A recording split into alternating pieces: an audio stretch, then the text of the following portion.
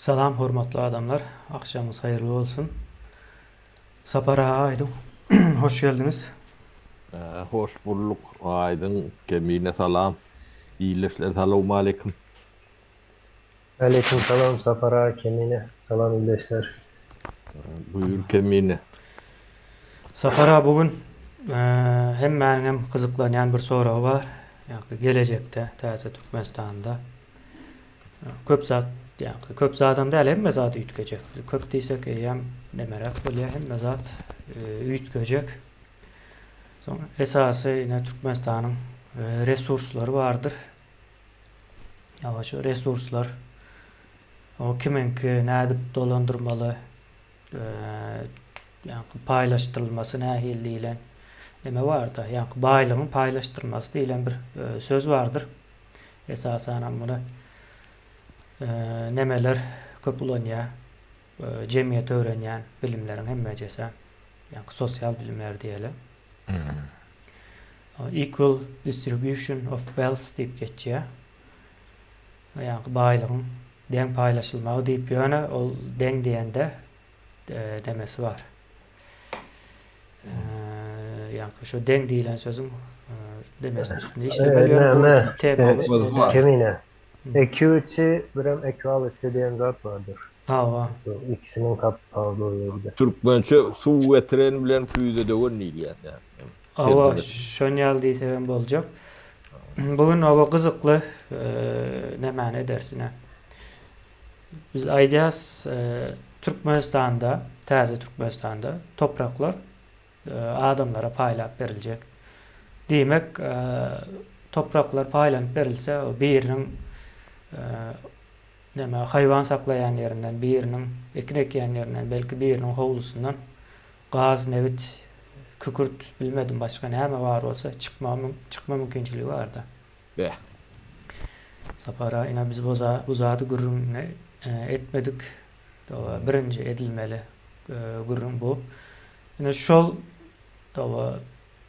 topraktan çıkan yani şahsy eýeçilikde bolan topraktan çıkan resurslar kiminki diýilen soru var. Indi şu soruň üstünde neme deli? Yuvaşlyk bilen ildeşler bugün ine gaty gyzykly zatlary gurrun berýär. Hemmekim baý bolýar. Diýip aýtsak bolýar. Be.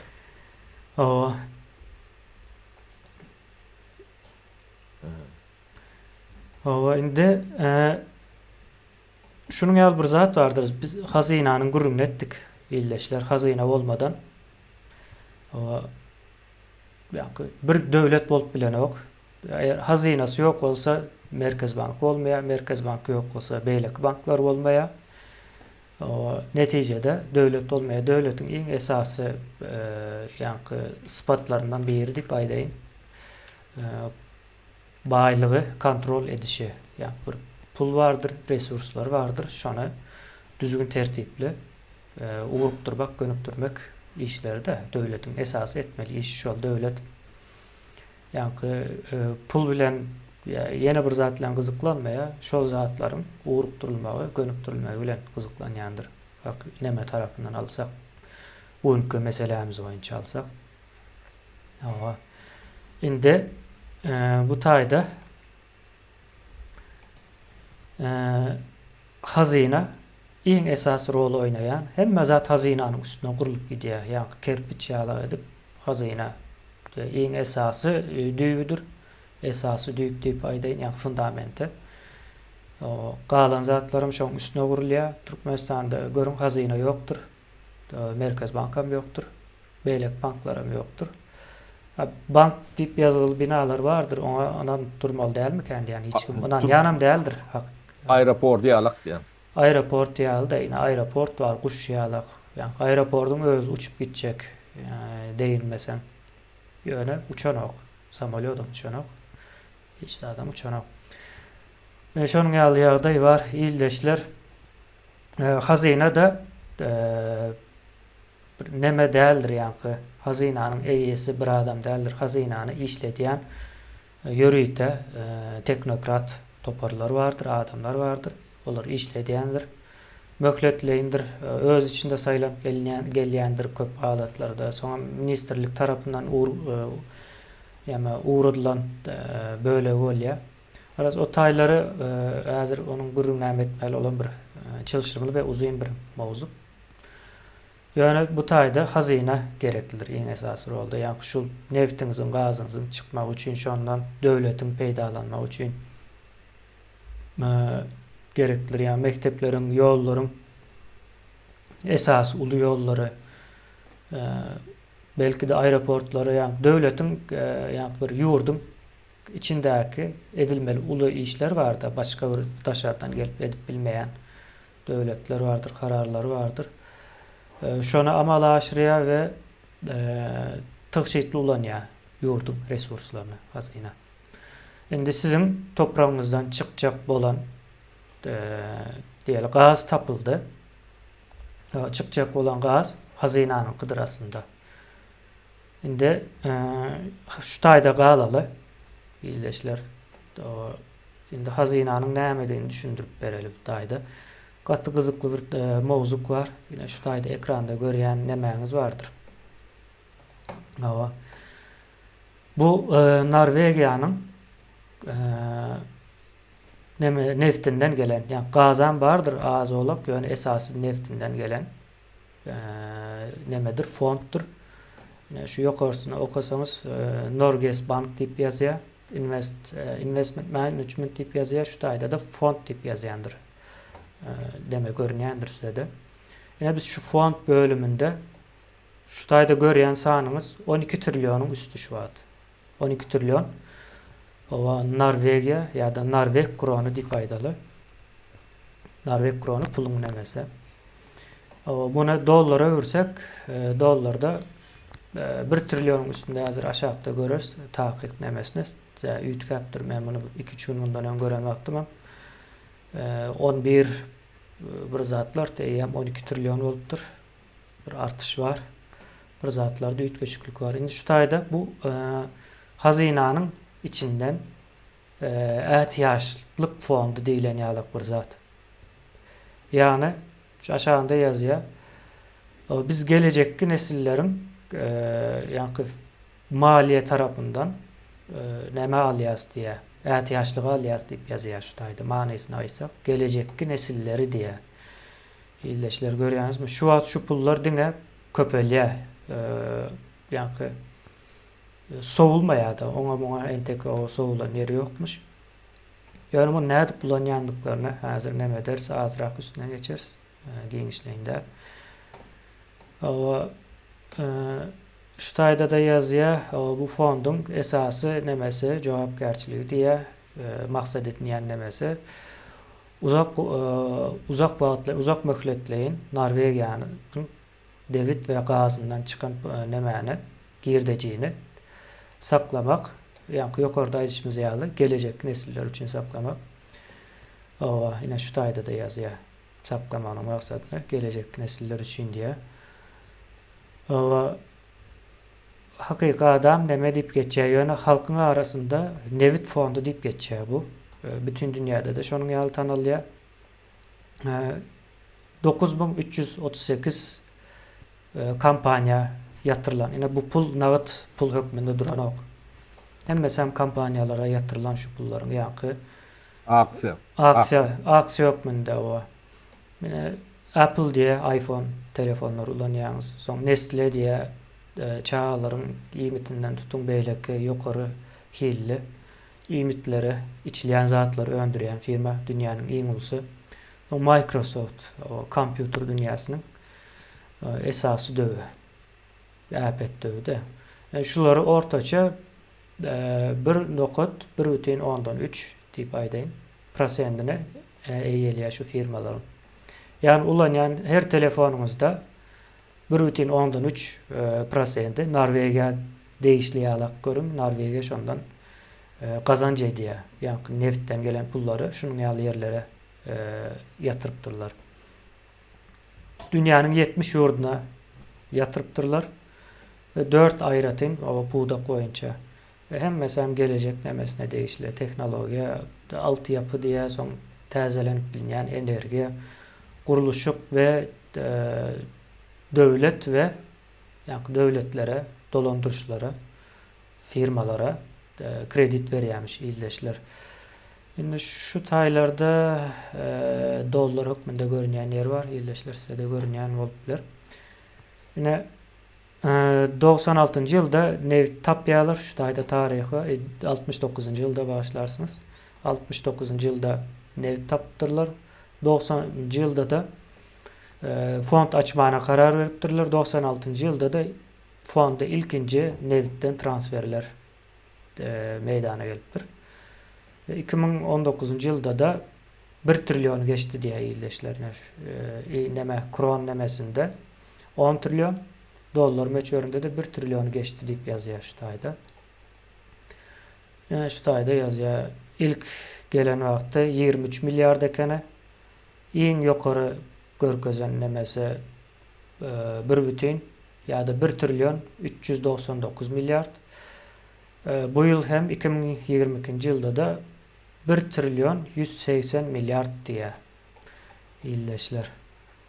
Yine buna gönü canlı görkezye yani pulu ne için canlı görkezye ise bu tayda investisiya edilen iyileşler investisiyada köpelip bilye kâr halatlarda aksiyaların bahası düşüp bilye şoňa bağlılıkta oynap duruşu görýän nämäňiz. Indi bunu hazinany Norvegiýa hazinasyny näçin görkezdik? Ya bizim bir misal alıp bileceğimiz ýeketek bolup biler, belki bundan başga da vardır. Yani iň bilinýän, ýa-ni görnüşiniň iň uly fondu diýip hasap edilýär. Diňe Nevt artykmaç pulga seredim. Bir ýurdun artykmaç Nevtinden gelýän pulu var. Ona şu taýa ýatyrypdyrlar. Indi bu pul bilen näme edip bolýar? Türkmenistany häzirki şu ýagdaýynda ýaşatmany dowam etseňiz, 1000 ýyl belki Türkmenistany ayakta tutup bolýar. Häzirki ýagdaýynda. 1000 ýyl. Yani 50 dolardan aýla alýar diýeli adamlar. O Norwegiýanyň halkam Türkmenistanyň bilen deňrek. Hem köp zady den temine ýeke halkam däl. Halka adam 4,5 milyon şu adam. Ular ötüşi yani Türkmenliň kälagym ötüşi ýok da. Saman dowlatlyň kälag. Onuň Nevti gady yani Nevti köprek gady Türkmenliň kälagynda. Köp zady beňdeş. Başlan ýyllarym gaty goloýdur. Ödem bularam uly kynçylygy çekdiler yani ýörüýte yani Britaniýa bilen ykdysady töwüş diýen bir periodum bar bulan. Şol öýe başdaklygyny aljak bolup şo ykdysady demede bular bilen bir 10-12 ýyl çekeleşýärler.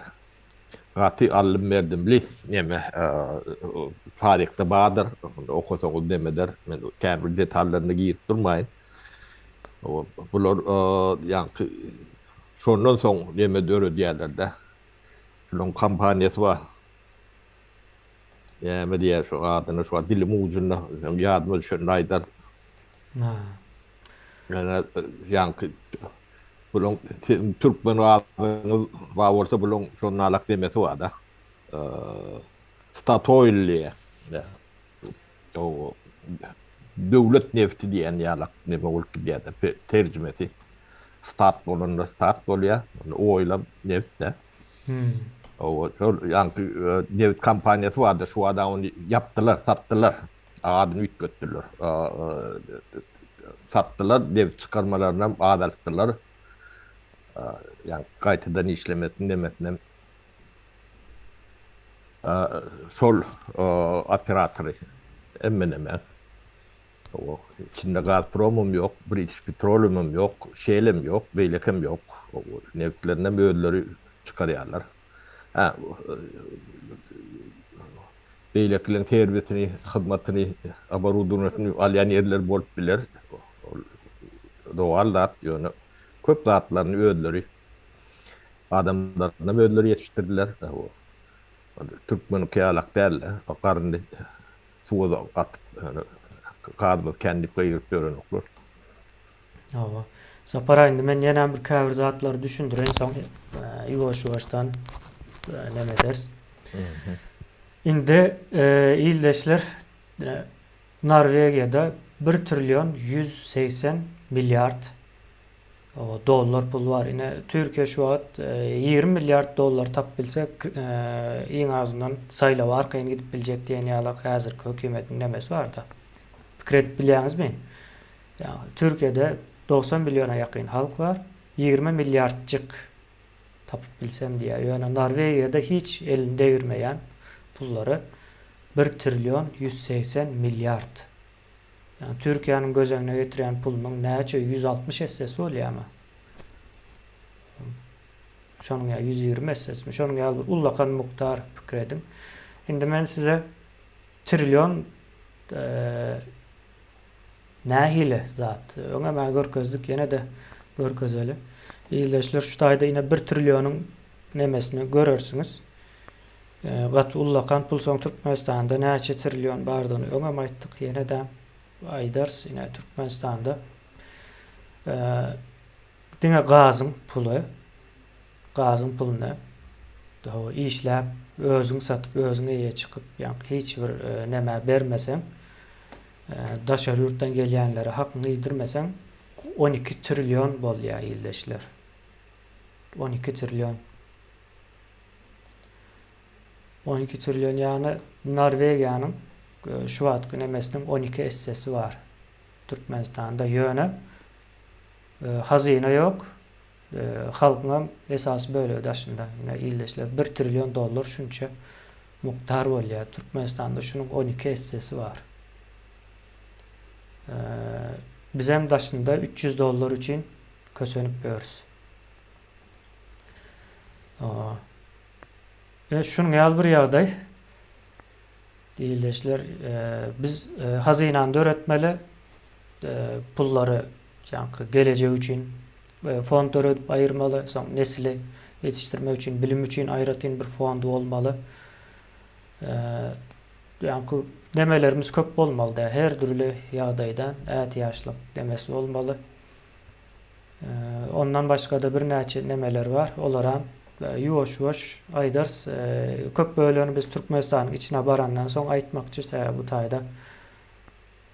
Aýdanyň ýa-ni wagt ýitirenine degmez diýip hasap edýäs häzirlikçe. Ýöne ýurduň içine barasoň bu zatlar giňişlerini arkaýyn düşünürip bileriz.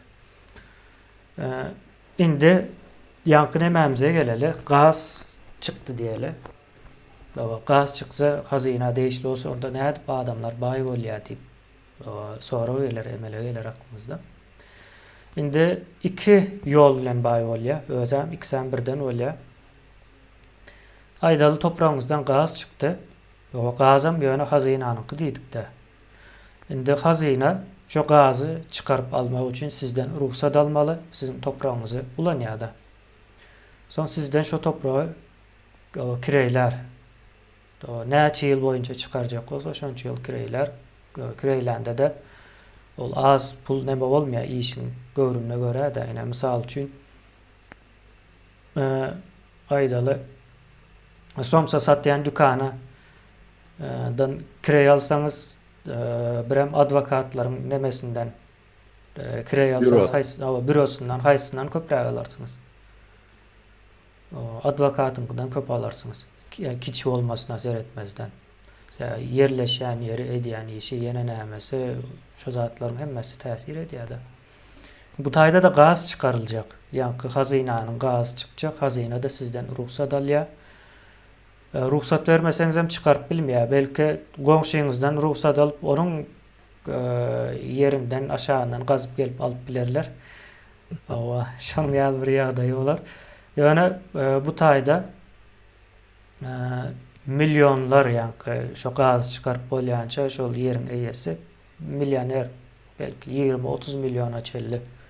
Evet, kemine aýda gaty daşa gitmäken neme deli, ýa-ni hazina bu öýdi eden ok hazina şol resursy başga bir hususy profesional firma lisensiyetini berýär, şoňa satýar.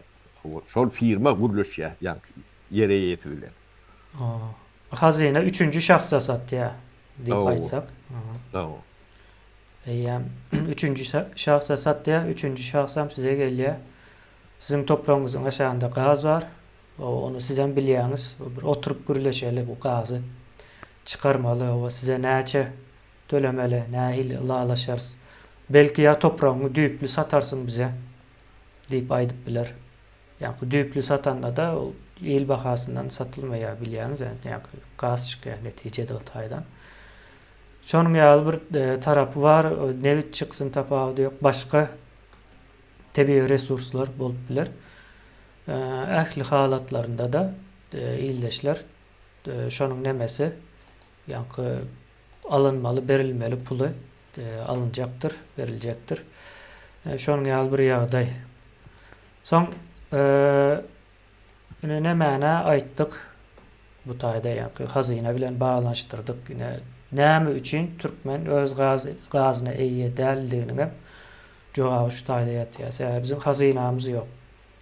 Hazyna gurup bilen milletlerin döwletleri bardyr we güýçlidir. Özleri ýa-ni ýokary derejeli durmuşda ýaşaýarlar. Bizde illeşler yok. Biz şu zatlary döretmeli. Biz şonuň üçin her nemede hazine gerektir. Hazine iň möhümli zatdır diýip aýdýar köp adamlar. Bizim düşünüşimiz ýaly düşünen ok. Bolbaly soň ine nevitli gazly mesele aýlanyp gelen wagtymız hazine ýene öňümizden çykýar. Bu taýda da düşündirmek has aňsat bolar, golay bolar ýa-ni illeşlerimize. Ama hazynanyň başga bir ýene rol var. Ine şol sizin melleňizden çıkan gazı hazyna yani başka yerine satýar, hazynyň hesabyna pul geçýär, hazyna da olary bir yerlere ýatyrýar. Yani hazynyň içinde nagd pul durýan däldir. Özüň her türlü nemeleri var. Strategiýalary var. Şol strategiýalardan biri bilimdir, nesildir, nesil nemetmek.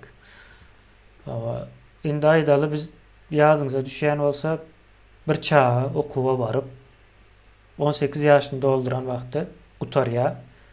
Eline $21.000 üstünde pul geçýär her bir çağa Türkmenistanda diýipdik. Sizin hazır aýdaly 3 çağaňyz bar bolsa 6 ýaşyndan 18 ýaşyna çelli okuw okap okuwdan butaran wagty eline $21.000 her biriniň eline $21.000 pul geçýär. Soň o pul bilen islese kiçirak maşina alyp bilýär, islese alman saklap bilýär. Hem munyň maksady okuw okamagy, ýokary bilim almagy. Ve ilkinci durmuşun ilkinci adımlarında yani bir baat vermek, golluğu, itergi vermek için nemedilen zat. Bu Avrupa yurtlarının köpüsünde var. Şveçya'da da bolmaly ýalsa para ýalňyşmasa. Bunun alak değil, şuna mengeş oluyor, elmide ama berip durýar da. Soň bu bir tarapy, ikinci tarapy okuw okamaly. Yani 6 ýaşyndan 18 ýaşyna çelli. İldeşler dünýäde hiç bir ýerde okuwlar mowt däldir. Mowt görnýändir, ýöne hazynadan töleýändirler puly. Ama ine hazynada şol nemäniň çağanyň her ay $100'dan haýsy mektebe gidýän bolsa şo mektebe berýär. Mektepler hem öz arasında ýarşýarlar. Bilim ýokary bersek en atasy bize berer. Biz alsak çağany köpräk alars. Yani bir san klas ýene-däm açaly bir sınıp yani çağalaryň ýene bir san sınıpyny açyp bilsek diýip neme derler ýerleşler. Yani bu neme hazyna nemesi gatygowdur. Onam ýa-ni ýeriň astyndaky resurslar bilen bagdaşdyryp bilsen, baglanşyk gurup bilsen, soň milletiň hiç hil problemasy çykmaýar şu ýurtda ýaşaýan. Şon ýaly ýaşullar men size söz bereýin. Giri şokmende aýdyldy bu zatlar. Ya sağ ol, geme aýdyň gurludely. Elbide ama beni gurlu diye aydın o öldürüm. Sapar. Ya, yani şol Norvegiýany gürrüňizde indi Norvegiýadaklar men fikrimçe kemin olur ya samsyk bolmaly ýa-da däli bolmaly. Ya ve yok bilýän ýöne Norvegiýada senagatym işte ýankı gatken önümçülük firmalary bardyr. Ekrançylyk tarapdan elbetde birazjyk yani ekrançylyk yerlerine ýankı senagat revolýusiýasyna soň ol ekrançylyk yerlerine de senagat getirdiler. Şeýle yankı katkı değer payı 10'dan 10 esse alıp köpek bolýar. 10-12 esse köpek bolýar. Şoň üçin şoň ýalyrak bir näme geçendir ykdysadyýaty Norwegiýanyň. Ýöneýne bu adamlar men aýtjan 1 trilyondan köprek ýankı garantiýaly pullary bar. Bu adamlar näme üçin işleýär? Näme üçin ýazyk ýalyna gazymyz bar diýip näçe sany firmany ýapdy bir günde? 9.000 ogul 8.000 ýaşy. 9.000 sanyk firmany ýapýar. Men aýtjan bunlar bergen niýaz ýaly kellesi işlenokmasa. Hem üçin olar işleýän tägem. Şonça pulu var, şonça gazy var. Özem Ýewropaň ýa-da edil bazaryň içinde iň dünýäň garantiýaly bazary Ýewropaň bazary. Ýewropa bazary diýilýär. Başga ýalyk bazary ýok ýa garantiýaly. Ýa-da stabilny bazar diýilýär. Yine bu soralar bolmaly diýende näme üçin Norwegiýany işleýär ve türkmen işlenok. Türkmenlere elbette işleýär diýip aýdyp bilersiň, ýöne iş var. Ol mysal üçin diýilýär traktor alýadany ýerine traktor bilen sürýär, 1 sagatda sürýär. Türkmen hem şo pil bilen 10 günde agdaryp çykyp soň men işleýän ol işlenok diýär. Aslında tersinedir. Sen işleýän ol. Traktor bilen sürýän işleýändir.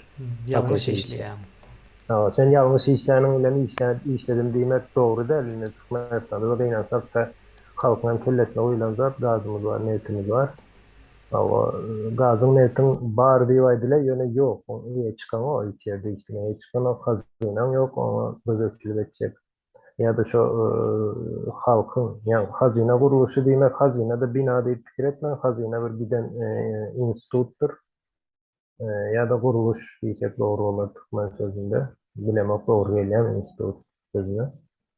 Yine şu institut ulun vermeli şu sözleri yani başka terminolojisi yok ya Türkmen dilinde. Şu hazine diyen institutun bolmasa senin gazın hem netin hem bolma mümkünçiliği yok. Yani, bolýa onun tenki bolany. Ya o bardır ol bolanı bilen onu sen ulanıp bilmeyen olsan misal için o samolyot var yöne yankı pilot yok misal için. Pilot olman samolyotun bolanı näme peýdasy var sana? Yani uçarlar başkalar uçar. Senin pilot olsa sol uçar o samolyotta. Sen yöne mende samolyot var diýersin. Ve onu samolyotu uçuran o açıklayıcısından sana yazarlar. Seyahat Türkmenistan'dan gaz çıkan çıkan o tebigatı birazcık zehirleye. Şu zehirlenen tebigatta da Türkmen yaşayan. Ne için? Pulundan başka bir yer alya. Tamam. Sen öyle gidin alyan onu. Pulundan başka bir yer alya. Türkmen'in begeni ya şu gazda işlep bilse gidip şu yerde işlep aylıkça olu işlep bilse. Yani hiç kim aydanok men ne için? Xitayla gelýär Türkmenistan territoriýasyna gaz çykarýar, Türkmeniň başlygy ol. Ýani Xitaylılar o ýerde başlyk ýa-da menejerler şolar, işçiler hem Türkmen. Hayran galaymaly. Diýmek indi ona biz dogry diýeli ýa-da logika gulçulugyna medip. Indi ol bolýa gaz sebäbi Xitay satyn alypdyr, şoň üçin biz işçi diýseniz, onda siz Xitaydan bir zat satyn alamaňyz. Siz şo ýere baryp ýa-da kontrol edýäňiz, menejer bolýaňyz, Xitaylar hem size hyzmat edýär. Barmy şoň ýaly? Yani barmy şoň ýaly? Türkmen tanaýaňyz, belki oňşyňyz bardyr, belki agaňyz bardyr. Ine Xitaýa gitdi we Xitaýda şo öňünde işleşip görler. Xitaylar olan başlyk diýip bilýän ýeriniz barmy? Näme üçin Xitay gelýär-de Türkmenistanyň içinde başlyk bolýar? Yani Xitaylılara da belki iki kellesi vardır deyip seyredip gördüm. Hiç başka yeri yok. Yo nemelerine arzargan suratları bolýar. Atkritkalarında da atlarında kän. Üç kelleli arzargan. Yine bu zatlan hem mesela yani hazine institutunun bolmayan Şimdi hazynyň işleýişi var. Bizde Türkmende birinji akla gelýän zat hemme böyle hazyna salgyna geçirdiň welin. O hazinadan owlap bolmazmy diýip pikir ederler. Hazinadan owlap bolmaz, mümkin dälse hazynada pul ýok.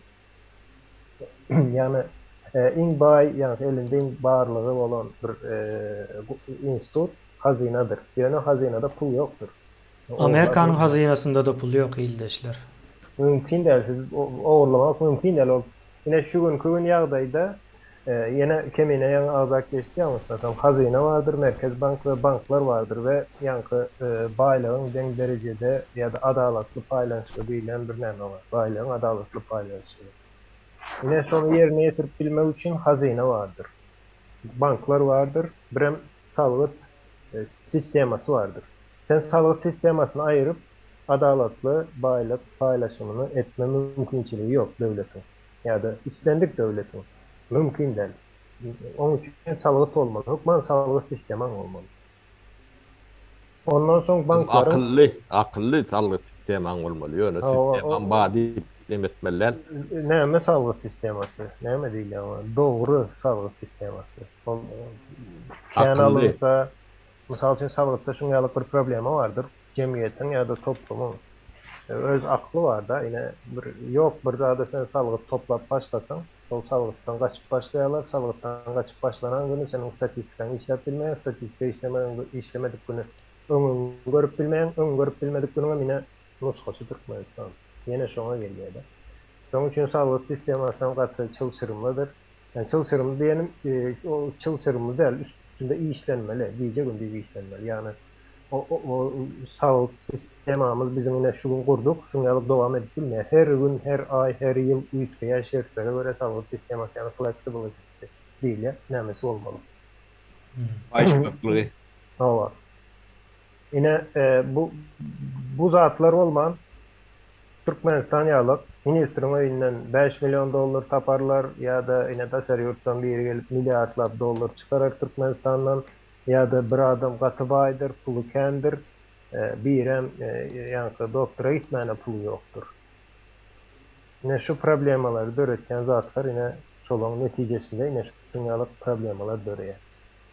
Bank, hazyna, salgyt sistemaň işlemeýän bolsa, o ýerden kim näme pul tapsa owurlamak isler. Men bolsam owurlaryn, kemine bolsa da owurlar, siz bolsa da owurlarsyň. Sistema şol ýani. Sistema şonu isleýär. Sen nädip elingdäki pulu birinciden banka goýjak, bank ýok o ýerde. Ýa-da elingdäki pulu bir ýere investisiýa etjek, olam mümkin däl Türkmenistanyň içinde. Pul kazanan ýagdaýynda da näme etmeli bolýan? Pulu alýan, her kim, her bir şahys pulu öýünde saklaýar.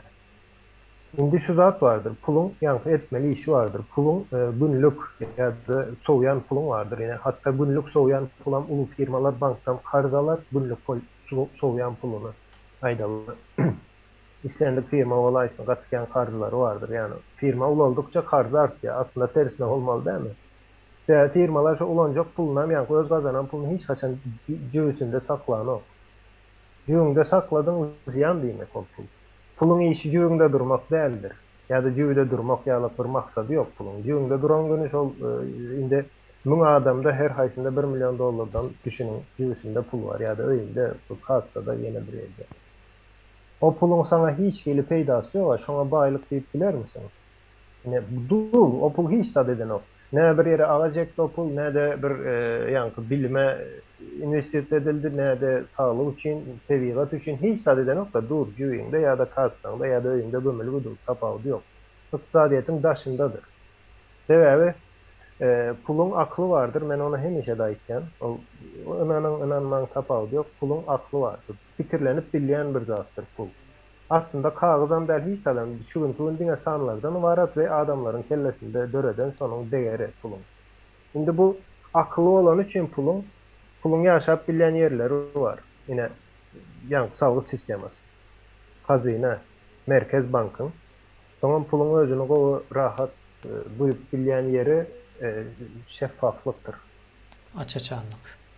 Açaçan hemme ýa-da bankyň hemme nämesi aýlyk raporu halka berilýän bolsa, köpçüliге berilýän bolsa, Merkez Bankyň beýleki nämede hazyna da şoňalyk beýleki finans institutların hemmesi şoň ýalyk işlerini wagtyp pulam şu ýeri kaçar, şu ýeri geler. Hatta Türkmenistan ýalyk sistemadan pulu alarlar, şu ýerlere akadarlar. Şolary ýalak gerek da şol ýa. O yine şoň üçin yine problema yine şu ýerden başlaýar. Yani bu zatlar elbette inanman bilersiniz, yani bunu inanıp inanmamak değil. Bunu görüp bilmek için birinciden birazcık okap yazıp bilmeli. Barlar görün. Dünyada pullar nire akımlar var. Dünya kartasını önünüze koyun. Pullun näli hareket edişine sonku 50 basar etip göreyin. Nire nädik gitken, nirden pul kaçya, birden pul çıkya da käbir havatında, käbir devletlerin içindeki pulu baylığı, yani baylığı aslında 6 ayın içinde boşap bilýär da, yarısı da bir yerlere kaçya. Kaçan yerlerini de seyredip görün. Aydın şu Demirgazy Koreýa gaçmaýana belli, men şona bilýän. Şu taýda pul saklaýana ýok, men tek Gurbangulldan sorasaň şu taýda şu taýyň bankda pul goýdum diýen näler. Yok, ol nämesi var, ýene soňam pul azatlygan bolýardyr.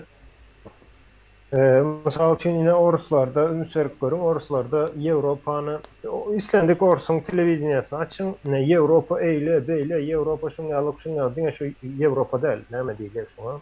Günvatar. West. Günvatarı, ervet deyip görkü. Günvatar şeyle olur, yine her keyle ağzına gelen zaten söylerler Günvatarı. Yine şolan hem mesela Günvatar'da bilim alandır. Şolan hem mesela yankı baylıklarının 70%, 80% Günvatar'dadır. Pullarını fark etmek istese, yani elindeki pul olsun, akses olsun, değilekisi olsun, çok fark etmek istese de Avrupa'da etkendirler ya da Amerika'da etkendirler. Yani berde olan näme diyene tapağı diyor, yoksa islendik sesi çıkarıp bilýär, iş ağır yankı gürleme aparatı diyelim. Bu islendik sesi çıkarıp bilýär. Onu sen näme deyip bilersin. Yani edilýän işlere seyredip görüyor.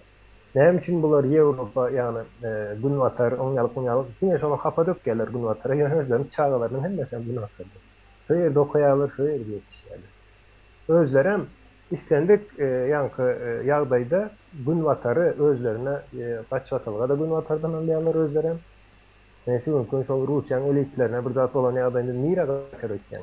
Amerikada, Ýewropada gaçmadylar. Şolar Awganistana gaçmajagy belli, Türkmenistana gaçmajagy belli bolar. Şoň üçin ýa-ni hazyna meselesi, şol hazyna bolman näme edeninde de sen ýa-ni pulu ýa-da baýlyklaryny dogry ulanma diýmeýin. Hiç şeýle ulanma mümkinçiligi ýok. Hazyna bir instrument onu ulanmak üçin. Aydın ine Xitay'a gaz satýa, bir ýerleşimiz ýazypdyr da. Hakyky soram soru. 2007-nji ýyldan bäri Xitay'a gaz satylýar, ýöne Türkmenistanyň Xitay'a garzy bar. Bunu näde edip bolýar? Bunu kitaby tersten okusaň ama bolanok, bunu ýazat edip bolanok. Yok, onu edip bolýar kemine. Yine gaz çıkýan wagty gazyň bahasy bardyr. Ýer gaçany çıkýan gazyň bahasy bardyr. Şimdi şu baha nol bolsa, yani bahas hiç gelir, hiç saat alamam, beremem. Nol diýmek, ol eýem karzyňam ýok, pulam almayan diýmek. Ýöne sen satýan gazyňy -$1 satanyň gözüňe ýetir. On ýarlyk zat ýok, bu bir näme diýjem ona. On ýarlyk zat käbir halatlarda bolýar. Ýeme mutdan ardan satyp bilmek buňa da akyl gerekdir ýa-ni. Bulyň akyl ýaly. Mutdan ardan satmalar. Şu Xitay men aýdýan gaz Türkmenistandan däl de Gazpromdan satyn alan olaýmasyn? No. Gazpromdan satyn alan olaýmasyn? Başgaça mümkin däl de onu akyl etmek. Yani pikredin bir ýere aýdaly öýüňizde pomidor ekdiňiz, pomidory satdyňyz goňşuňyza. Karzlı çıktınız birem onşuyunuza, karzınız bolýar. Bergili. Yankı satanınız için. Hem pomidor sattınız hem bergili çıktınız. Bolup bilir mi? Türkmenistan'da ýöne pomidorun bolmasa, yankı gazyň bolmasa, berilem däl, algylam däl, lan rol dalýar. Şu amat bilämi? Yok, goňşu sapar pomidorun pulunu näme beripdir onuň? Gaýyna beripdir de. Şondan. Kemine indi o soru birazcık näme de jogap bereli berde bahanalar näme? Mysal üçin Xitay geldi, şo ýere investisiýa ýa-ni guran zawody näme gurýarlar gaz çykarmak üçin. Şu Şu üniversitet ne diye diyelim? de şu Ha, teknoloji ha. getirdi. Demet. Indi tehnologiyası, misal üçün tehnologiya aydalı $100'lık tehnologiyanı getiriyor, kuruyor. $100 onun çıktıysa Türkmenistan aytya bu men territoriyamda kuruyan son için elçiliğinden etcek diye böyle sen böyle yankı hakkı hukuku son Türkmenistan'a veriliyor. Yani olan pulunu alacak diye $100 aldı diyelim. Son o yerden gaz çıkarıp başlayalar. Çıkaran gazının möçberen $80 oluyor misal üçün. Onu çıkaran oklar ya da utordu sol yankı uyuda gaz utordu diyelim. Yani $80'ını näme edildi. Yani bu hasat näme diýil ýa-ni. Yani hasatçıları belki yanlış işleýändir. Hasatlap bilen oklar näme diýil. O ýagda ýa bolup biler. Yani Xitay gelýär zawody gurýar. Sen onun için zawody Xitaýa berip bilen ok. Türkmeniň bolmaly diýen Xitaýam sana satýar zawody. Ýöne kontrakt näme? Gaz mysal üçin 5 ýyl, 3 ýyl. Şimdi zavodun bahasını bular ne şunça bolýar diýip alýarlar. Berde de hazynaň ýoklugy üçin Türkmenistanda gönü bolýar diýär. Hazyna olsa hazyna onu hasaplaýar, maňa peýdalymy bu zawod? Ýa-da peýdasızmy? Belki Xitaydan has arzan zawod gurup bilýän ýerler bardyr diýen nämeler bolýar. Bir näçe ýa-ni nämeň içinden saýlap bilýär. Ya belki Türkmen vardır şunu edip bilecek. Yani şu Belki Xitay'a yetiştirmelidir. Bir iki yılda Hava. yetiştirip bolýandyr. hava 3-5 yılda şunu yetiştirip koyuyor. Türkmen gazıp çıkaryan firmalar ham bar. Men onu internetten gatykan gavat geldim. Deme O näme däle kemine satıcı däle olur. Çıkarıyor. kemine Aha. ne men hakamın inkçitmen ulsuy artık ya nirkenlik o ne şu qadlan köpüsünün demesi şodur şodur tapdılar yani ekspedisiyada işleyenler yol ötönü zaten şu long nemeleri o 60. yıllar bizim Goloryalak spesialistlerimiz. Kennel, olun bar, şunu ne için ken etmediler diyen sonra o da cevap tapmalı. Tevavi biz nevtli devletti.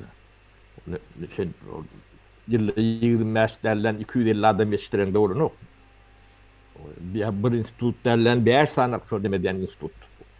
Sen 3 milyarda aeroport kurup bilen olsan 100 milyonu ne için institut şotay spesialist getirecek geldi aşağı yurtta. Ha? O son getirsem şu spesialistler sana 3 milyar derlen 300 milyar kadar veriyor. Olmasa desem şu 300 milyardı Kıtay'a veriyor. Sapara onda şu Başkasına veriyor. hava 2-3 yetişenem hazır Afrika'da Arap yurtlarında nevit gaz tap çıkarpıyorlar şolar. Şu an. Yani Türkmenistan'ı işlep olmasa Yani Türkmenistan'da işlep bolany. Ýene bir san neme var bir ildeşimiz yazıptır. Ine bu zat aslında bir rovayattan, hekayeden ibaretdir. Yani Türkmenin gazynyň hili pesmiş, hapamış bu zatlar almasın, pes olsa, hapa olsa almasın. Doğru değil mi? Bu zatlar hekayedir yani halk soramasın ya da sorap başlasanız ine şun zatlar ay diye onu item almaya diýilen ýalak nemeni getirýärler de bular. Boş yayratma nemeler var.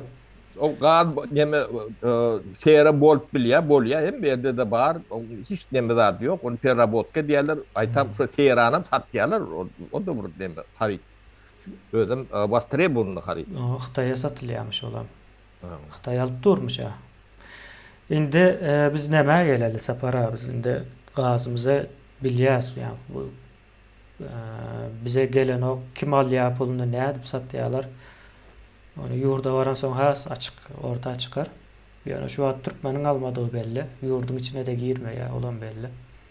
Az miktarda gelýändir. Indi şu gazın pullarının hemmesi hazinaya gitmeli. Hazinada yani aýdyşymyza ýaly sağlıktan tutun bilime çelli şoň ýaly esasy nemeler var. Şolary bir güýçlendirmeli yani şu taýlara yatırım etmeli. Soň diňe ol däl. Bu bolýar sözüň dowam et.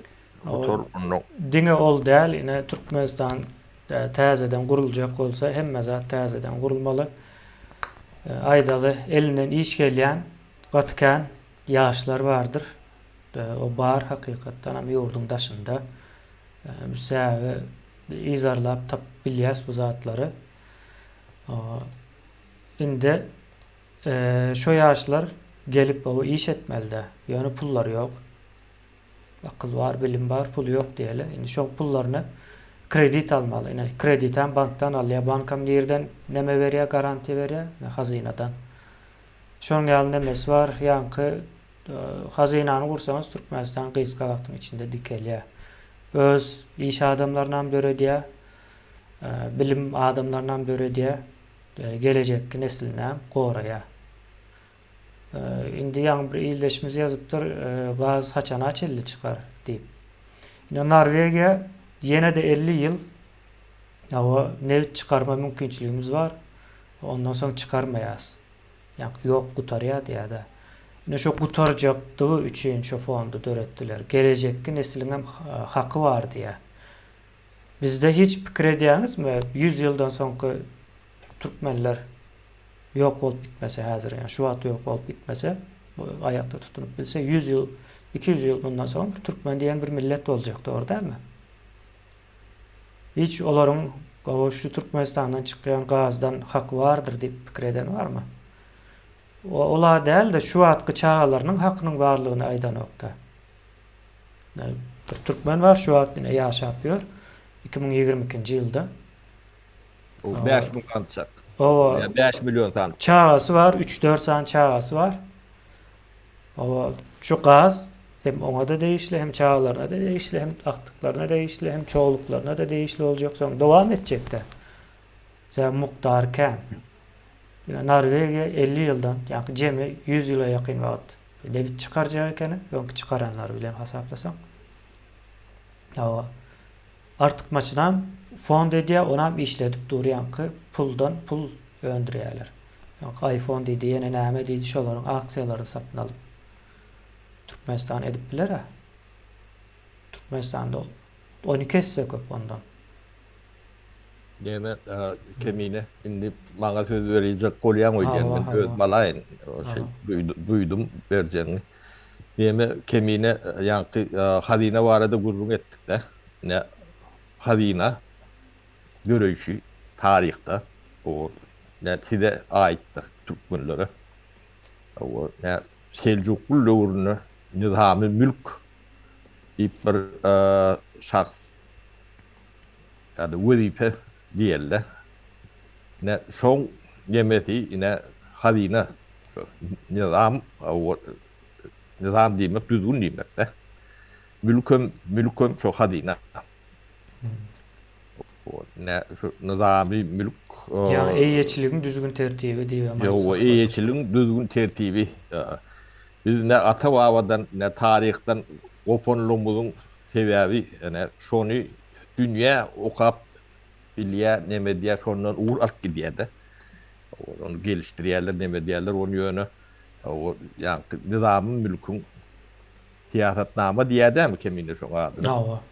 O şo kitaby bestsellerdir. Dünýede neme. Ýöne biz onu badyny bilemiz oklar. O bir onu demedeli bir de ýabanda derler. O şey hazina Tarihimizde bolan zat. Tarihimizde bolan zat ýöne biz bilemiz ok. O başka mesele. Onun Norwegiýa ýanky fondlaryna geleli. Bu ne aklyň edýän zadyna üns berin. 70 döwletde firmalara ödem hemme jesen know-how'dur. Täze ýanky. Täzelik startuplar ya yeni çoğunluğu meňdeş Apple Google diye şolary alak demelerdir. Indi şonu akses bolan döwletiň şo taýyk ýa içine girip bilýär-de. Şo taýda näle gadan aýnýanyny bilýär. Şo bilgiň bir bölegi öz döwletine de geçip bilýär. Yani şo taýda ulanyp bilýär gerek. Sen çok eýetiň biri esen. belki İngilizce eserler. Şeysim olanda hem içine nemen var da. Insider değil ya da.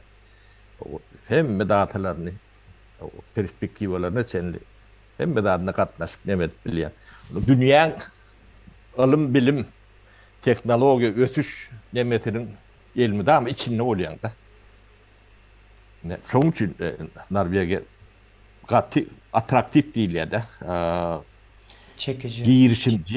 Girişimci, çaltösyen, özüm pudoklarının yoğu yoktur.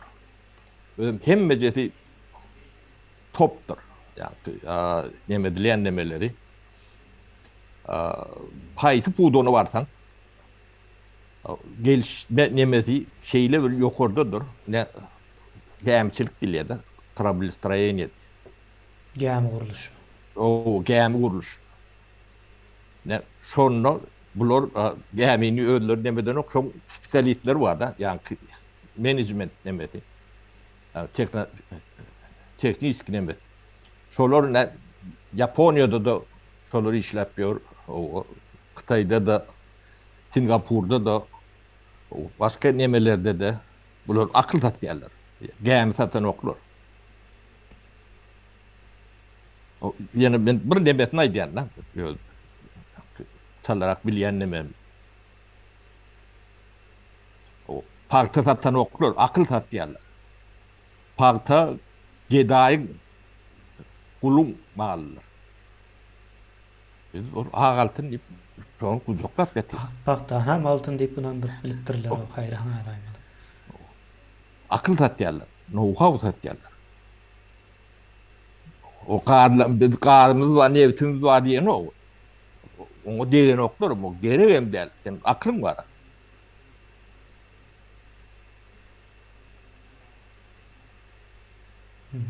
Ne? Yani pulun yatırışı bizde neyme diyorlar?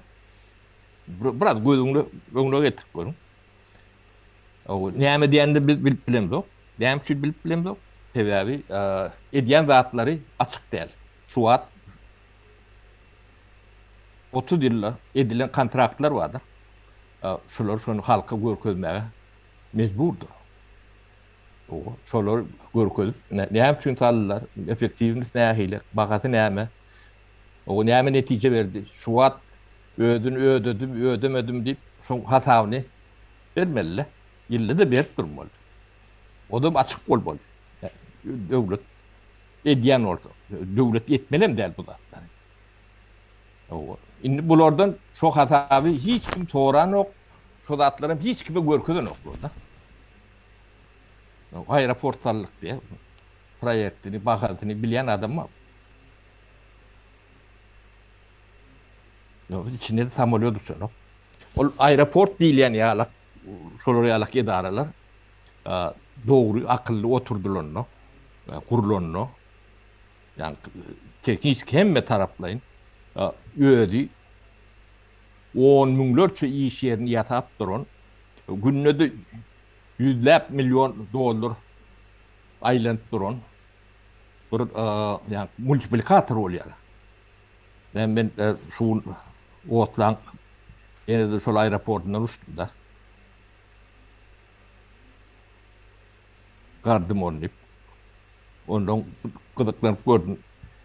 Näçe samolýot düşýär diýip. Temine suratın taňa iýerip görköz, biltep görköz. Ne? Bu taýy almadım ben onu. 6 sagatyň içinde. 120 sanak samolýot düşýärdi. İň azyndan dol talap yetişmedim bolýan ondan ken 130'a ýetýän bolmaly. Özüm 6 sagatda, yani sagat 7'den 14'e çekdim. 6 sagatdan däl. Onun giden duty free'ler demeler vardı. Şu taýda 10 milyon dollar pulaylandy. Onun o aeroportda gelýän hyzmat, yani transport, onun hem beceti iş yere. Onun terbiýeti 10 miňläp iş yeri. Onu kaynatıp demet durun yer bolmaly. O Türkmenistan'ın aeroportu seyretip. Şol aeroport Şoň üçden bir bagazı ýokdur. Toşdy bilemok bolýar, milyarda ýetenokda. Şu hoş bilýär.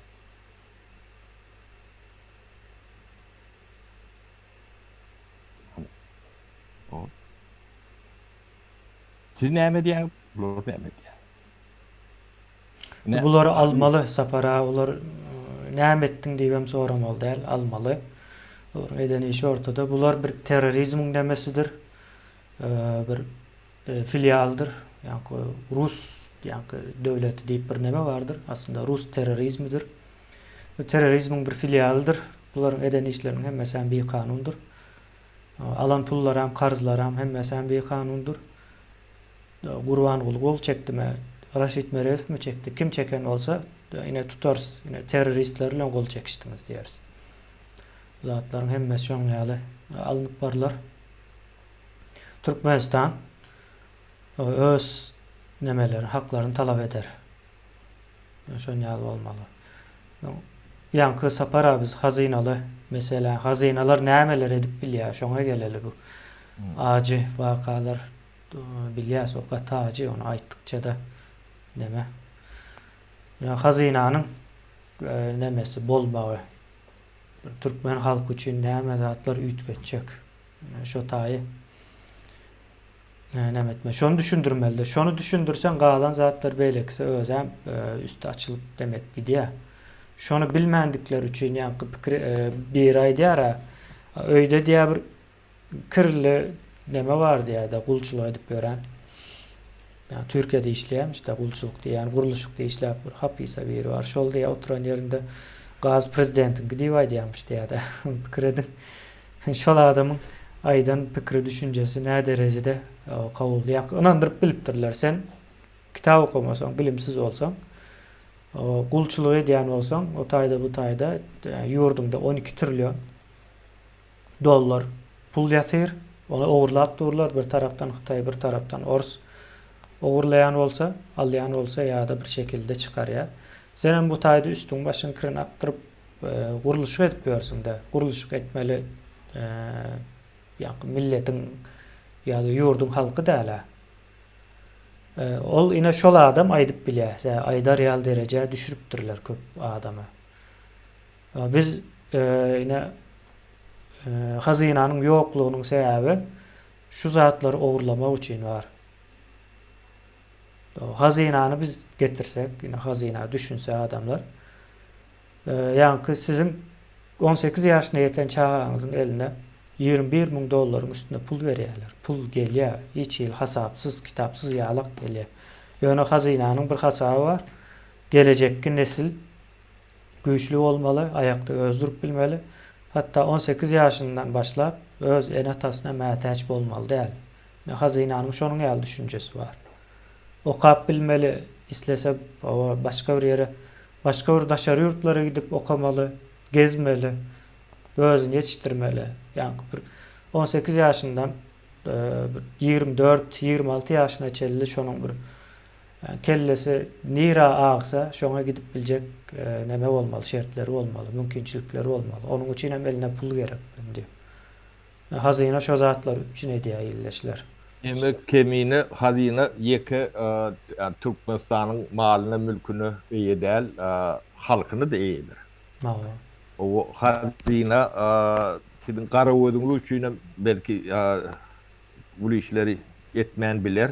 O hazina akylly, iş başarjan, işeňir, bilgili, böredüjülükli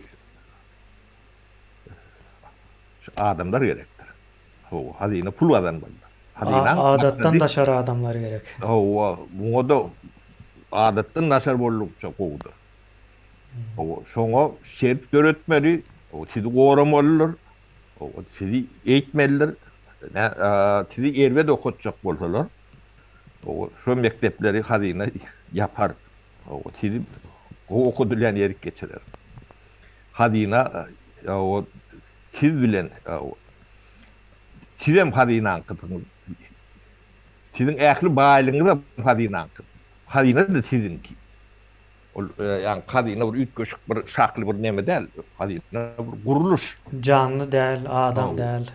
Onun içinden adamlar, yani işleyenler oğurlacak diye de oğurlap bilenlerdir. Hazineden oğurlap bolyanlardır. O kişi şu ulu pul aylayan adamlar şu oğurdur diyorlar. Yemindir bu şu atları eden olsa hoş çıkmalılar diye de o taydan. Bunu alıp bolyanlarlar ne Norvegiyan hazinesinden öyle demede görüp durundur ekranı günden yani. Bu topar aksen büyüğüne salıp bolunu var. O satanda görünüp dur. Öyle hem yerde fiksatta oturur. Öyle önden. Öyle pradrasyon yemet etcek olup ediyor mu? Komünizmin legendası bu oğurluk demesi. Devletin malını oğurlamak ansat değildir. Oğurlasa da bir 2-3 yani küçücek miktarda bir zat ne diyendirler. Ha, onam yerli hükümet getiren vaktin çözülüyor illeşler yani. Yerli hükümet. O edil şu üstüne ne ettin yerli hükümet deyip ne yerli hükümet bulundu. Yani şu taydan yüzlep milyar pul aylanır yala gidip buraya da. Yönü şunu hiç kim uğurlap bilen. Yani ben şunu uğurlap bilen, yönü şu taydan 5 köpüğüm uğurlap bilmeyen, alıp bilmeyen. Ha, aylım alıp bilen. Yok ben bu aylığı işleyecekler, şu aylığı işleyecek deyip ben demetip bilen. Yönü şu taydan pul alıp bolun o. Ne olacak? O adamlarda yönü yani pulu kovalap tutmalı. Yoğurunca adamlar pul şeyi boğurlap bolyan duruyor. Komünizm de bolup bilýär. Türkmenistana mäzirem komünizm döwründe büyük Sapara kimin oğurluk meselesi yankı eğiçiliğin yok yerinde oğurluk olyanlar.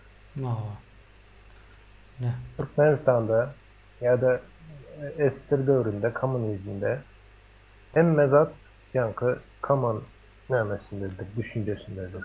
Devletin kötüye. Bir önünde misal için bir bedre var, bedre kiminki diyen hiç kim eye çıkan o. Hemmemizinki diye de. Onda Bir aytya hemmemizinki olsa şunu men alıp ulanacak diye alya ulanacak hemmeninki de. Son bir yere gelip ona bedremi ber deyip bilmeye. Sonra bedremi berdiyse ne edip vereyim bu hemmeninki diye de. Menkem diye. Yani hemmeninki. son gücü yetse olamal ya menin Gücü yetse onu olur ya onu alya bedremi bitti. O olalık diye. Yani komünizmin esası ne mesela? Oğurluğun gıyska nemesi şol düşündürülüşü komünizm. Oğurluğun değil ki yine. Oğurluk değil ya. Devletin nemesini oğurlattır, yenediptir. Oğurluk değil ya. Yani oğurluk değildir. Sebebi o yerde hiç kimin kalmadı. O neydi? Devletin ki. Yani O halkın deyip onun deme diyorlar. Batı yerden oluyorlar. Onu Yo, halk kim? Onu bile noktalı. halkın popüler siyaset ol yani. neme olmalı? Yani Popülizm. spesifik değil yani. Konkretika olmalı. Bir kalan var, kalanın üyesi kim? Kalamın üyesi hem klas takılar mı ya da şol biri mi? Bir şahs üyesi olsa şu kalam alıp bilmeyen. Yani 30 adamın olsa şu kalam alıp bolacak onun elinden. 30 adamın. Yani bir adamın elinden alıp bolyan değildir. Alan yağdayında o adam şunu alınandığını bilye düşünüyor. Yani 30 adamın elinden hemmesinin ortak bir kalamın alanı alsın. Bilmem mümkünçiliği yok olarım. Bilip bilmeye. Ne Türkmenistan'ın son yağlı. Ya da komünizm sistemin özü şon ýalyga. Ol komünizmde bir zavod gurýarlar, devletinki diýerler, işçi goýýarlar, işçilerin üstüne gözewçi goýýarlar, gözewçiň üstüne de gözewçi, onuň üstüne de parçaň bir zatlaryny gözewçi edip goýýarlar. Ýani bir gözeňe ýetirin, ol zawodyň öndürýäni ventilatordur. Ol ventilator öndürmek üçin 50 sanaty gözewçisi bardyr. O döwlet howpsuzlygyna çegirip gitýär. Näme diýerler? Sapara ol Pagtany näme etken Moskwadan adam var olan bu zatlar diýip. Yani bulan hemmesi edilmeli işine pahta ekip aydalı şonam yöneteyine pahta değil. Doğrusu yanlışı der. Pahta ekilya. Pahta'nı ekip toplama için Esser'in merkezi Moskva'dan şonu yanlış ediptirler, doğru ediptirler, gözemçi geliyor. Gülkün sağdan kız. 2 adama ver 100 hektar yeri yine pahta ekti. Satyan öndüren pahtana da ben pul verecek biri hazine misal. Hazine gerek olsa diyelim pahta. Ya da başka biri. Sol 2 adamın edip bileceği işini tutuş esir olup edip bilmeyetlere pahtada. Oğurluğun böyle pahtanı ansat zat misal için hemmenin olanda istendik bir zat hemmenin. Göz önüne getirin sizde misal için yankı buğday var diyelim. O buğday hem benimki. Size yani aldığınız içinden. Sonra onu yapmalı üstüne. Üstünü yapmak için ne edersiniz? Yani angarı yakarsanız tamam pazar oldu dersiniz ama subside edilir. Yine bu anksadi işler bunlar. Yani komünizmin sisteması yine şonyalıktır. O açın tarih meselesi göreyim. Aydın sen biraz iyirak neme doğmalıkenin onu bizim çözüp bilmedik meselelerimiz var da şoları sana çözdürürdük. Yo neme derdiler ona. Yani neme devlet düşmanı mı? Halk Aydın, düşmanı. halk düşmanı mı diye. Ha, komünizmde halk düşmanı ol ya. Meme ne şonu aydıp bereyim. Näçinji 86-njy ýyl, 87 1987-nji ýyl. O ähli Sovet demesinde hylap goýdylar diýip nemeler barda Özbegistanda iň ulty o bizde ikinji nemesi derejede. Onun her kwartalla yani o hocalyk ministrliginde o hocalyk ministrligi yapılıpdy. Gozagroprom diýilýär. Şo Gozagropромda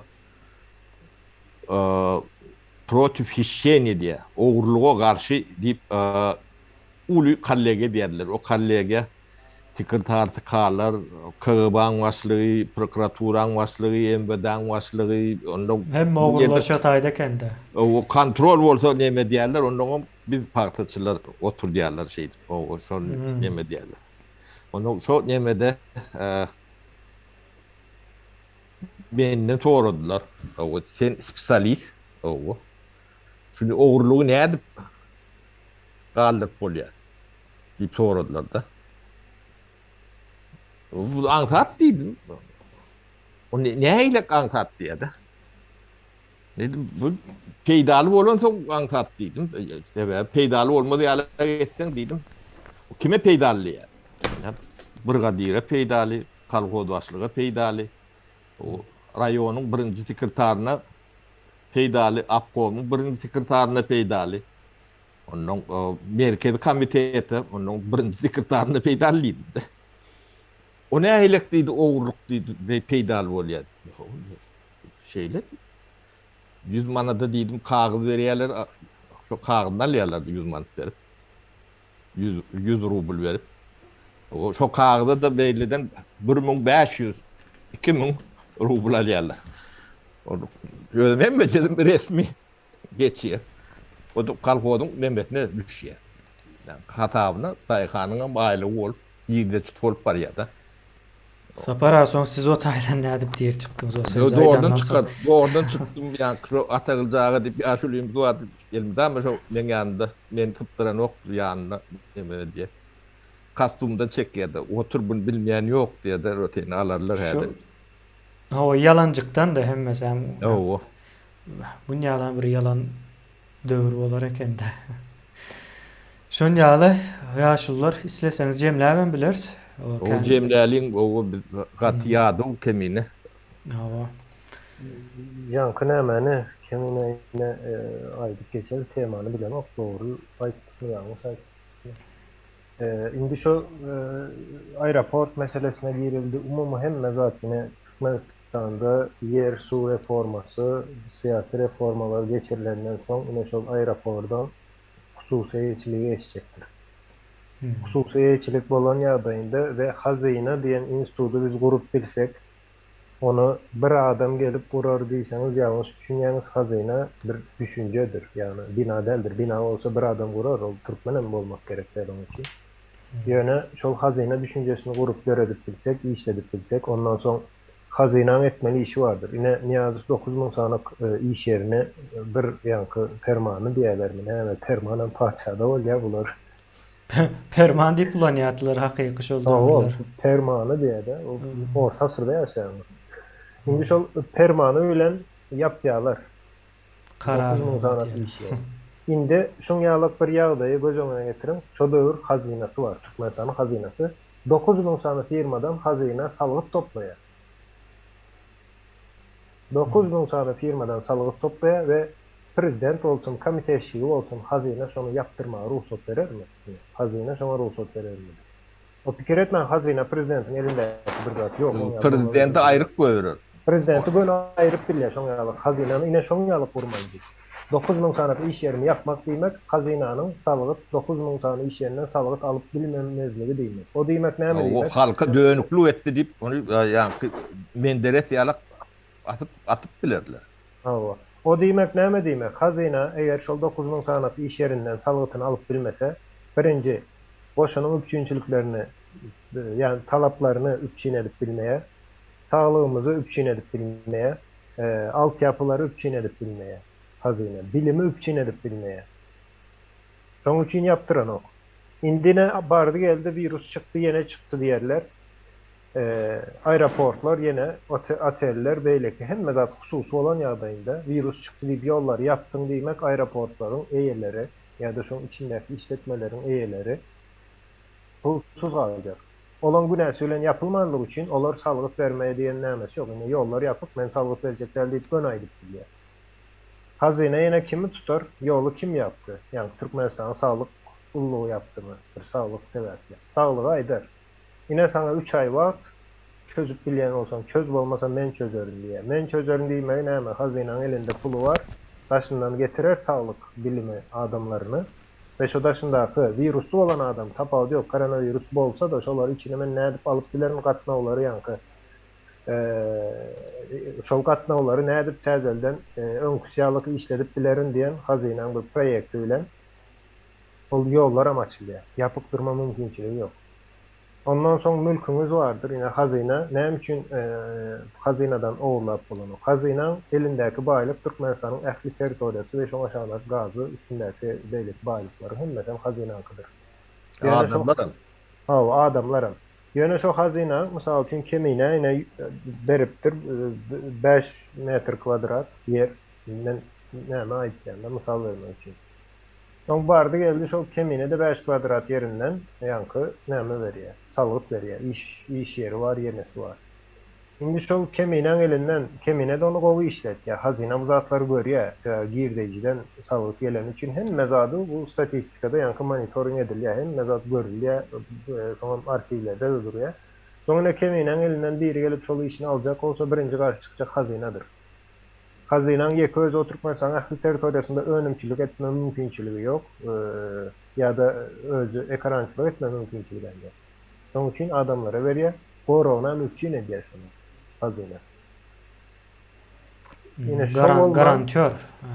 Ýa, şol bolman, hazina bolman Türkmenistanda bir döwlet ýa-da täze Türkmenistan diýen zat bolma mümkinçiligi ýok.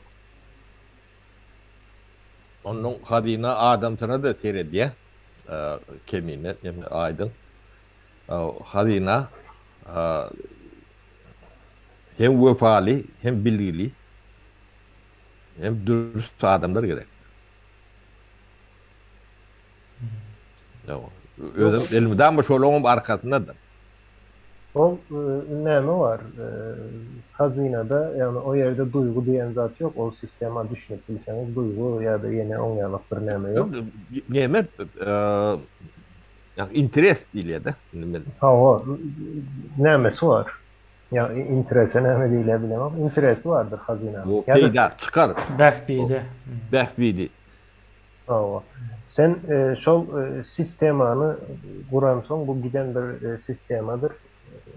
Şol sistemany oturdan soň o yerde ýanky owru bu owru diýmek ýalyk nämeler galar ýa-da düşman, watan dönegi ýene bir zat watana nädip dönük bolup bolýan bolsa. Amerika'da eşitlikmi yani aydın yine? Yok, kemine. Türkmenistanyň yine men näme aýdaýyn Türkmenistany diýende Türkmenistan näme? Şugun Türkmenistan. Näme diýip belli Täze olan çağdan başlap prezidentine çelne, ministerlerine çelne, şolan hemmesem şol içindedir. Ve eğer prezident ya da biri çıkıp yine bizde vatan dönüken yine deyip o türme vasıfiyatıyla türmeler dolu bu katı ervet ve ayrılan bir zattır. Bu problemi bar demek biliyor hiç kim şonu aydan o. Bir oğlu eden varsa şonun üstüne hemen emetken de bir video koydum kendine bir oğlu ediyor. Ondan sonra yine bunları öldürmeli, atmalı yine yekece komentarya yoktur bu adam.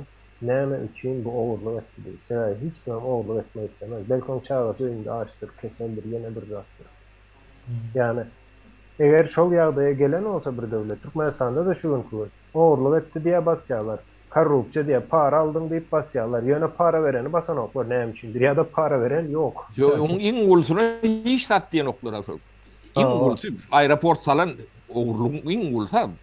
Şoňa hiç satdyň oklara. Ona men näl görýän sapara mysal üçin Türkmenistanda şuňaly bir düşünje bar. Oturan ol men bir sanat goýuny oğurlasam birinden men oğru bolýan türmäge basylýan. Ýöne milyon adamdan milyon goýuny oğurlasam men awraýly baý Gahrman. Gahryman bolýan. Yani bu hakikat Türkmenistan'da. Hem adamın yani toplumun şu vaxtaki düşüncesi şol. Bir oyunu uğurlasan oğru olyan ya da bir adam öldürsen sen türmeye basarlar. Yöne milyon adam öldürsen kahraman olursun. O yüzden Türkmen öldürtüysen milyon adam. Bir adam ölmesi tragedi diye de, ňuňa adam statistika diýen. Stalin'in. Şu taylardan belliler. Hiç kim sonra ola bu 4 milyon Türkmen son 30 yılın içinde misal için 7 olmadı. O 2,5 mol galdy diýen. O. Ne için 8 olmadı. Ne için Türkmenistan'da yankı näme adam sany artan o. Yoksa Türkmenin yankı nämesine tarihine yine maşgaly guruluşuna sereden wagtyň iň az 5-6 çağrısı olandır millet. O yo statistikada 4,5 yani prirost nemesi. Ýöne artýan däldir sana o nähil. Bu zatlan yankı hem mesela sana artmaya aslında hazine olan olsa onu artmak için her zat eder hazinenin bağlığıdır. İnsan yani akıl. Şoň için Türkmenistan'da bu adam sanı meselesinde de şu diýmek öldürülýär. Ol öldürülýär diýse göni bıçaklap ýene bir zat edip öldürmek gerekden. Misal käbir gerekli dermanlary getiren, o medisinany çökerýän, ýa-da pahalara derman berýän, ýene diýen ýa-da netijede adam sanı 50 ýaşly, 60 ýaşly ölküde adamlar. Ýene şoň seberini gözleýän ýok. Yo jahil oýsan öýdem deme diýer, bilmänem. Hem de attın deme diye mahrum bolýar. Orta asırlarda kıyalı. Yani yaş ortalaması orta asırlarda o. 40 yaş da şu an Türkmenistan'da da şeylere kıynaşlı. Bolya onda yaşlılar şu tayda cemlerle kan uzayınan olmasın. Ne bolya sağ olun o ýigitler. Ben bu kan boşup bilmedim ya da urak o yoldan gelýän. Aeroport neme Narviyak'la aeroportunu varladım içinde kan kino aldım kemine. Bakatını sordum bilýän ýok, ne çawurdunuz diýip. Ýöne 10-20 milyon ýöne düçüfriden aýlanýan ekende. Şonu öwrendim. O haýda näçe iş ýeri bar. Inde Türkmenistan'da bir nemeni şol ýalak magazinler kireýlen bolsa, nemeden bolsa, şolun hemmesi batmış. Olun öwreni kimde olmaly? Ne sonra o. Şoň için sapara hudut firler hem devletin olmalı. O magazinçiler hem yankı $1000, $5000 verip işe girerler. Sonra uğurlarlar o yerden. Yani yine Türkmenistan'da balan ýagdaýynda da şoň ýalyrak bir zat bolardy. Yok, bu Norwegden kellesi işlerine öten şol verdim. Şonça pulu bilen. Gelecekki nesiller üçün pul ayırıptırlar. Hiç işler yok. Kellesi diýen.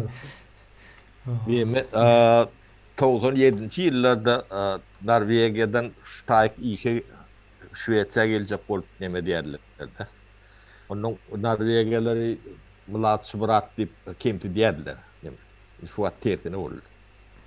Norvegiýa şu an dünýäniň iň ýankı aslında gymmat yeri diýip ýazan ýerlerini gördüm de. Yani bildiğini bagaty bilýän näçe Norvegiýa. Näçe? O 2 eurodan ýokardy. Yok, şol sapara ol aslında gymmatlyk däl, ol bazaryň belleýän bahasy. Yani bazar nämesine seredin. Yankı ekologiýum diýip bir näme bardyr. Bazaryň arz bilen talabyň ikisiniň alym güýji, yankı alym güýjünden adamlar deň agramlygy da. alıp bilecek den aramlığında baha emele gelýändir. Alım güýjü näçe artdykça şo den aramlyk ýokary gelýändir. Ýani adamlaryň income nämesi artdykça näme Muňa düşýändir. muňa näme diýilýär? Ýani halk diline terjime edende her bir 18 ýaşyna gelen adamyň ulogy bar. Şo diýmek bolýar Indi manysy. şol iň gymmat ýeri däl ol aslında iň ýani alym güýjü köp bolan döwletleriň biridir. Hatda iň başdan 3'e zada girýär ýalňyşmasam. O yankı iyimit uğrum atlı hemme dat. Şüwet yankıdan 30 40 50% demet. Tamam näme ýokdur. Oň ýalyk alym güýjü diýmek şuň ýaly bir ýagdaýa getirýär. Aýdaly siz telefon alan wagty $100 telefon alaňyz, $1000 alyp bilýär. Ya da ýönekä aýaňyza jorap alan wagsam şonu bir näme jorap alaňyz, ýani ardan Hytaýyň nämeden jorabyndan hakyky ähli nämeleri geçen, ýani belgeleri alan jorap alarsınız. Yani iň saglyklysını giýip bilýäňiz. Bu alım güýjüňiziň artmagy diýmek. Alım güýjü artdykça we satyjyny gözüňe getiriň. Biri aýdaly ýönekä çörek satýan adam $3 çörek satyp bilýär. Yani iş yerleri üçün hem katır näme zatdır. Peýdaly zatdır. Yani Türkiýede bundan 5 ýyl öň gaty gymmat ýerdi, ýene şu wagt gymmat däl. Gymmat ýerler de ýani bahalaryň ýokarda wagt, ýani bazaryň deň aramlyk nämesi bahasy gaty ýokarda şu wagt aşağı düşendir. Ol sanda seretden, sanda elbetde sanlar artsyn, azalsyn tapagy ýok. Türkiýe iň arzan ýurtlaryň biri boldy Ýewropada esasen. Şu wagt Türkiýe gaty arzan. Gürcistandan gelip yağ alıp gidiyorlar Türkiye'den arzandığı için. İlleşlerine şunun ýaly düşünüp bilersiniz.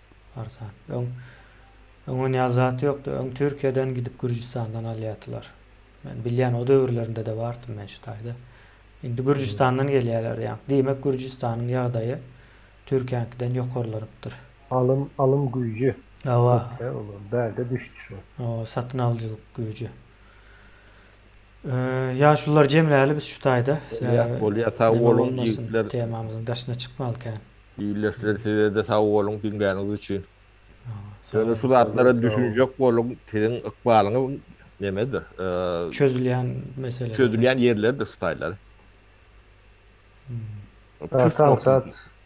Gatan saat separatik metoda şertler ol. Näçe daş güýçleri ýene diýenler var. Daş güýçleri hem çözüp bolýar, hem mesela çözüp bolýar. Şoňa mümkinçiligi hem bartyk metodyň içinde hem adamyň ýanky.